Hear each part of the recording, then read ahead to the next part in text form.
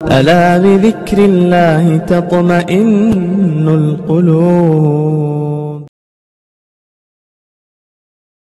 آیت کریمہ کے بڑے فضائل ہیں۔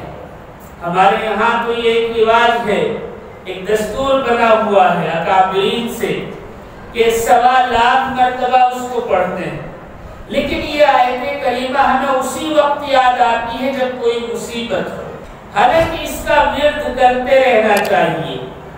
بڑے فضائل ہیں، بڑے فوائد ہیں اس آیت کریمہ۔ بہت چھوٹی سی آیت ہے، بہت چھوٹا سا کلمہ ہے، بہت چھوٹی سی دعا ہے، لیکن اللہ رب العزت اس وظیفے کے ذریعے بہت ساری چیزوں کو حل فرما دیا کرتے ہیں۔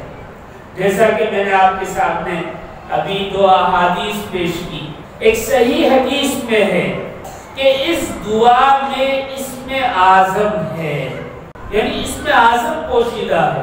اسم اعظم کیا ہے؟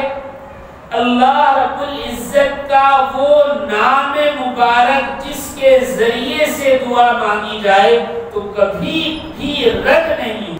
پچھلی امتوں میں مختلف اسم اعظم تھے، کسی کے ہاں یا حی یا قیوم اسم اعظم تھا، کسی کے ہاں یا غفور الرحیم اسم اعظم تھا، کسی کے یہاں یا فتاح اسم اعظم تھا، کسی کے یہاں کوئی اور اسم اعظم تھا، لیکن اس امت محمدیہ میں اللہ رب العزت نے اسم اعظم اپنا ذاتی نام یعنی اللہ عطا فرمایا۔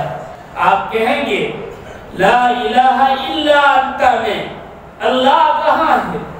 لا الہ نہیں ہے کوئی معبود، الہ یہ تو جمع ہے، اور الا انت، انت جو ہے یہ اللہ کی جگہ استعمال کیا ہے، تو یہاں اسم اعظم پوشیدہ ہے۔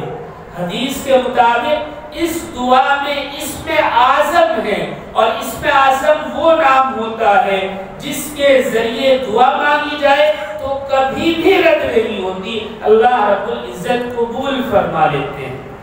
ہاں، دعا کے قبولیت میں تاخیر ہو سکتی ہے، اور یہ تاخیر بندے کے اخلاص پر ہے۔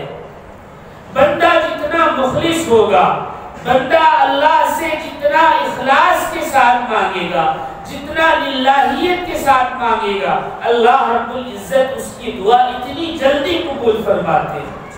اور اگر اخلاص نہ ہو، للہیت نہ ہو، صرف دکھاوا ہو، تو پھر یہ دعا نہیں، یہ تو ایک دکھاوا ہے۔ تو اللہ قبول فرمائے یا نہ فرمائے، بندہ اللہ سے کوئی شکایت نہیں کر سکتا۔